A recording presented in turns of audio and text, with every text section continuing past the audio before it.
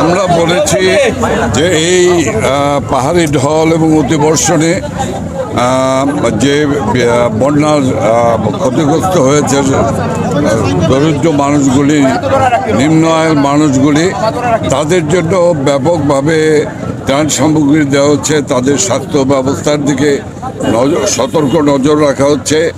পাশাপাশিভাবে যে কৃষিতে যে অপূরণীয় ক্ষতি হয়েছে সে ব্যাপারে প্রয়োজনীয় ব্যবস্থা গ্রহণ করা হবে। খুব শীঘ্রই কৃষিমন্ত্রী এই এলাকায় আসবেন এবং তিনি এই জেলা প্রশাসনের সঙ্গে যোগাযোগে রয়েছেন সমস্ত বিষয়গুলি অবহিত হওয়ার জন্য।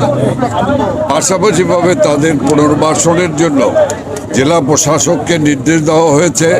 তাদেরকে প্রশাসনের জন্য তাদের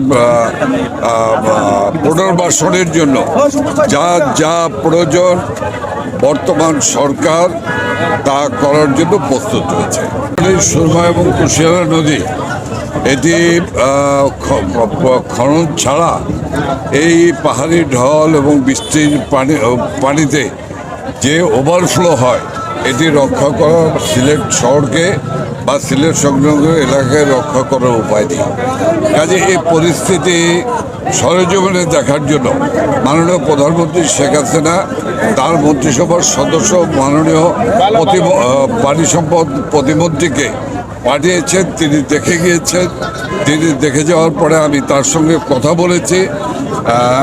কার্যক্রম শুরু হয়েছে। দেখেন, বিষয়টিকে আমি খুব সঠিক বলে মনে করি না, কারণ আমাদের স্থানীয় নেতারা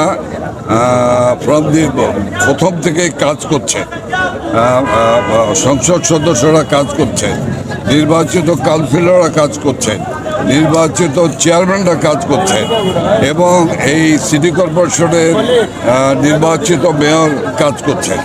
কাজেই আওয়ামী লীগ সবসময় মানুষের দুস্থ মানুষের পাশে থাকে, ছিল, আছে এবং থাকবে। এটি ত্রাণের সুষম বন্টন হবে, এ নিয়ে কোনো বই হবে না। প্রথম দিকে কিছু আগোছালো থাকলেও এখন গোছালোভাবে করা হচ্ছে।